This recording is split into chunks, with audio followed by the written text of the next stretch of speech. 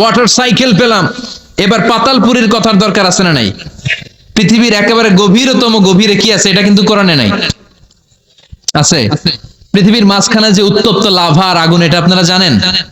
পৃথিবীর উপর দিয়ে আমরা ঠান্ডা পৃথিবীতে ঘুরে বেড়াই, কিন্তু এর ভিতরে কিন্তু আগুন, লাভা। আল্লাহ কোরআনের মধ্যে ফুটন্ত টকবগে সাগরের কসম খেয়েছেন। আল্লাহ বলেছেন ওয়াল বাহরিল মাসজুর,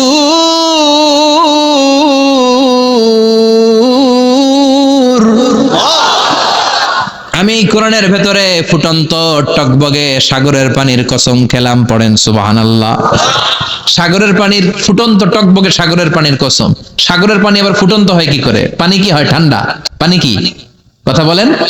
আল্লাহ পৃথিবীর ভেতরকার কথা চিন্তা করে বলেছেন ওয়াল বাহরিল মাসজুর। ইউনাইটেড স্টেটস অফ আমেরিকার নেভাল একাডেমির সায়েন্টিস্টরা এই আয়াতের উপর রিসার্চ করেছে যে সাগরের ভেতরে আবার এই ঠান্ডা পানির ভেতরে আবার উত্তপ্ত আগুনের লাভা আসলো কোত্থেকে। রিসার্চ করার জন্য তারা সাগরের ভেতরে পাইপ ঢুকিয়েছে। পাইপ ঢুকাতে ঢুকাতে অনেকগুলো লেয়ার তারা পার করেছে। রূপান্তর শিলার স্তর, পাললিক শিলার স্তর, আগ্নেয়গিরির শিলার স্তর, মার্বেল পাথরের অনেকগুলো শিলার স্তর পেরিয়ে যাওয়ার পরে তারা পাইপ ঢুকানোর পরে দেখতে পেয়েছে পাইপগুলো গলে যায়। পাইপগুলো কি হয়? তার মানে ভিতরে কি আছে? গত কয়েক মাস আগে জাপানে কিছু জিওলজিস্ট, ভূতত্ত্ববিদ, তারা গবেষণা করে পৃথিবীর এক মাথা থেকে আরেক মাথায় যেতে চাচ্ছে, মানে প্রতিপাদ স্থান।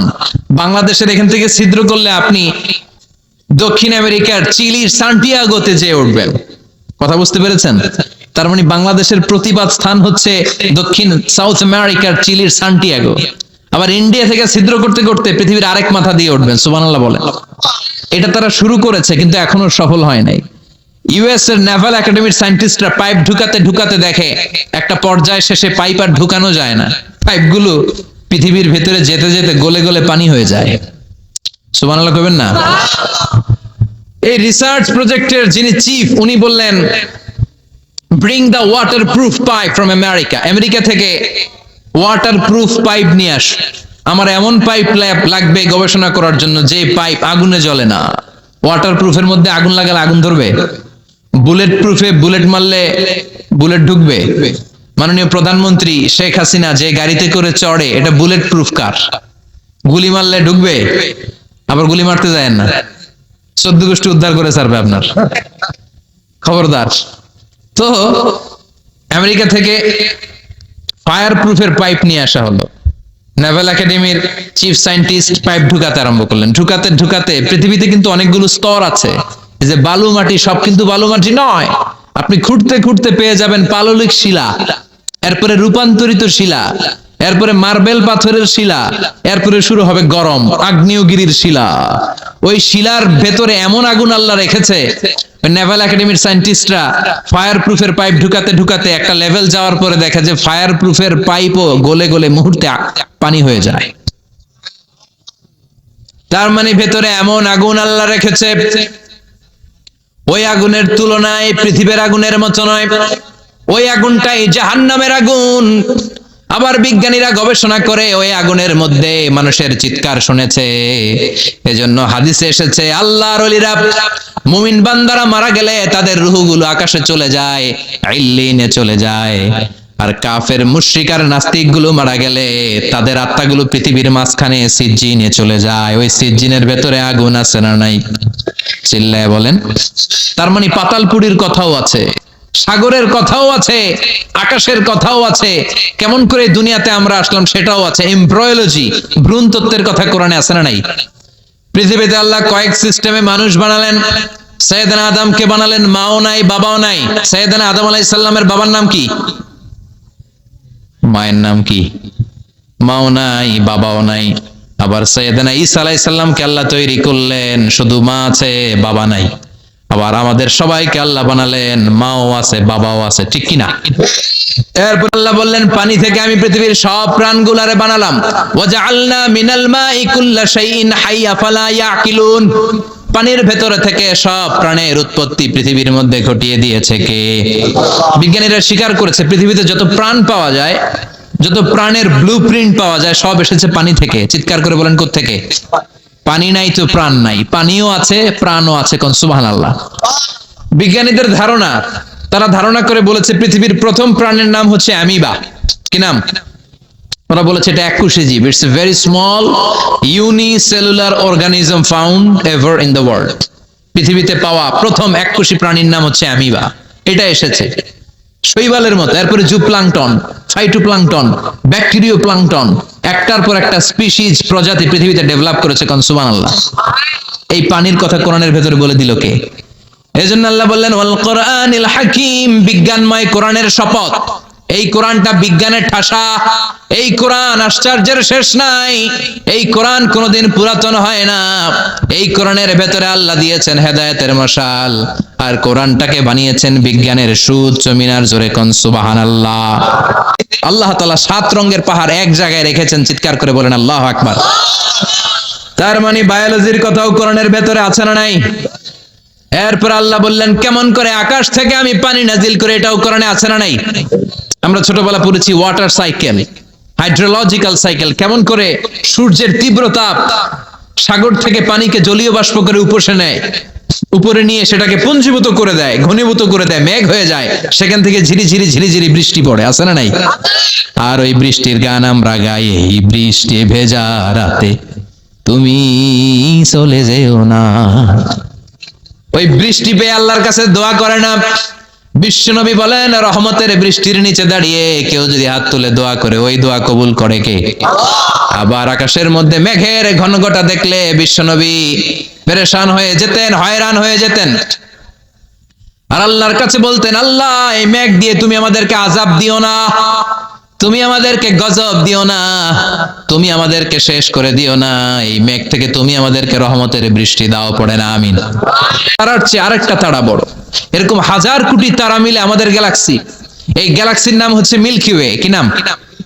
আমাদের গ্যালাক্সির নাম কি? সবাই বলেন তো। Milky way. কি নাম? এরকম একটা গ্যালাক্সি না, লক্ষ কোটি গ্যালাক্সি আছে। আমাদের গ্যালাক্সির পরে সবচেয়ে কাছের গ্যালাক্সির নাম অ্যান্ড্রোমেডা। কি নাম? এই অ্যান্ড্রোমেডা গ্যালাক্সি আমাদের গ্যালাক্সি থেকে 2.5 মিলিয়ন লাইট ইয়ার দূরে, মানে 25 লক্ষ লাইট ইয়ার। সুবহানাল্লাহ কইবেন না? আলোর গতি হচ্ছে পৃথিবীতে সবচেয়ে বেশি বর্তমান সময় পর্যন্ত, জানেন? সেকেন্ডে কত মাইল? 1,86,000 মাইল। 1 সেকেন্ডে আলো ছুটে 1,86,000 মাইল বেগে।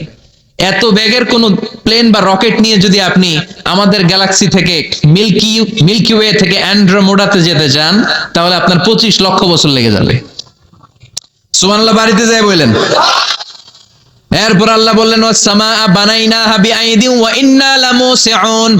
আকাশ আমি বানালাম, গ্যালাক্সি আমি বানালাম, বানানোর পর থেকে সবগুলোর আমি প্রশস্ত করতে শুরু করে দিলাম। সব ছিল ক্ষুদ্র, একটা বিন্দুর মধ্যে আমি বিস্ফোরণ করলাম একটা আওয়াজ দিয়ে। আওয়াজটা ছিল কুন।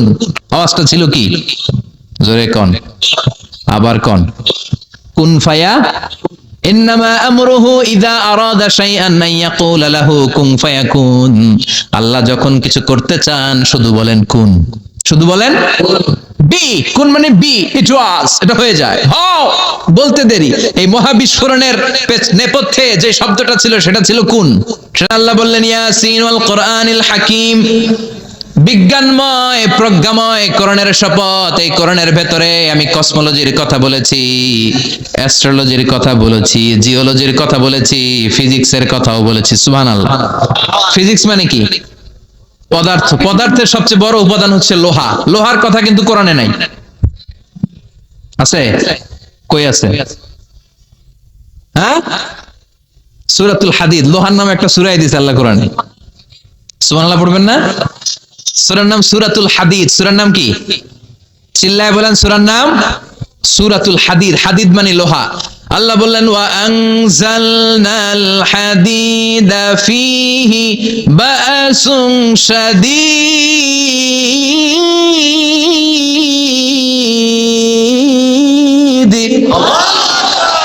ওয়া আনজালনাল হাদিদ ফীহি বাসুন শাদীদ। আমি লোহা নাজিল করলাম, আর লোহার ভেতরে আমি ভয়ঙ্কর শক্তি ঢুকাইয়া দিলাম। সুবহানাল্লাহ। ফিহি মানাফিউ লিন-নাস। লোহার ভেতরে মানুষের জন্য অনেক কল্যাণ আছে। সুবহানাল্লাহ। লোহা ছাড়া পৃথিবীতে কিছু হয়? আংটি বানাতে লোহার দরকার আছে না নাই? ঘড়ি বানাতে, গাড়ি বানাতে, বাড়ি বানাতে, মোবাইল বানাতে, হেলিকপ্টার, প্লেন, রকেট, মাইকের স্ট্যান্ড। সুবহানাল্লাহ কোন? এমন কোন জিনিস নাই যেটার মধ্যে লোহা লাগে না। এজন্য আল্লাহ বললেন এই লোহার নামে আমি একটা সূরা ডেডিকেট করলাম, ওয়া আনজালনাল হাদিদ ফিহি বাসুন শাদীদ। আমি লোহাকে নাজিল করেছি। আল্লাহ বলেছেন, খেয়াল করে শব্দটা শুনেন, ওয়া আনজালনাল হাদিদ, আমি লোহাকে উপর থেকে নাজিল করেছি। কি করেছি? কথা বলেন। তার মানে লোহা পৃথিবীতে ছিল না, নাজিল করছে কে? লোহা পৃথিবীতে ছিল? পৃথিবীতে ছিল। পৃথিবীতে থাকলে নাজিল করবেন কেন? এই যে কোরআনটা পৃথিবীতে আগে ছিল, নাজিল করছে কে? কোন ফেরেশতাকে দিয়ে? সাইয়েদনা জিবরাইল। কোন নবীর উপর? বিশ্বনবী মুহাম্মদুর রাসূলুল্লাহ। আল্লাহু আকবার। তার লোহার যে মলিকিউল, অণু আছে, লোহার একটা অণু তৈরি করার মতো ক্ষমতা পৃথিবীর নাই। ইভেন এই সৌরজগতের কোনো কিছু নাই, সূর্যের তাপেও লোহা তৈরি হতে পারে। লোহার ছোট্ট একটা অণু তৈরি করতে কমপক্ষে 1 কোটি ডিগ্রি সেলসিয়াস তাপের প্রয়োজন হয়। তার মানে এটা পৃথিবীর কোনো উপাদান নয়, এটা আনজালনাল হাদিদ। আল্লাহ বলেন, মহাবিস্ফোরণের কারণে গলিত অন্য কোন তারার ভেতর থেকে লোহার উপাদান আমি পৃথিবীর ভিতরে এনে ঢুকিয়ে দিয়েছি। তার মানে পদার্থের কথা কোরআনে আছে না নাই? সুবহানাল্লাহ কইবেন না? এরপরে বায়োলজির কথা আছে না নাই? বায়োলজিক্যাল অ্যাসপেক্ট অফ মাউন্টেন্স, কেমন করে পাহাড়ি রেঞ্জ তৈরি হলো, আছে না নাই? ওয়াজআলনাল জিবালা আওতাদা, পাহাড়কে আমি পেরেক মেরে দিয়েছি। ওমিয়া কাঠের ভেতরে যখন পেরেক মারেন, পেরেকের বেশিরভাগ অংশ কাঠের ভেতরে ঢুকে যায়, উপরে দেখা যায় সামান্য, ঠিক কিনা? তো লোহা যদি আল্লাহ পেরেক মারেন, উপরে যা দেখা যায় এটা সামান্য, আসল পাহাড় তো মাটির নিচে। সুবহানাল্লাহ কইবেন না? আসল পাহাড় কোথায়? পেরেক যদি কাঠের মধ্যে ঢুকিয়ে দেন, পুরো পেরেকটা কাঠে ঢুকে যায় না, উপরে দেখা যায় কদ্দূর? সামান্য। পাহাড়ের যা আপনি দেখেন এটা তো পেরেকের মাথা, পুরো পাহাড়টা আল্লাহ জমিনের ভেতরে গেড়ে দিয়েছেন। চিল্লায় পড়েন আল্লাহু আকবার।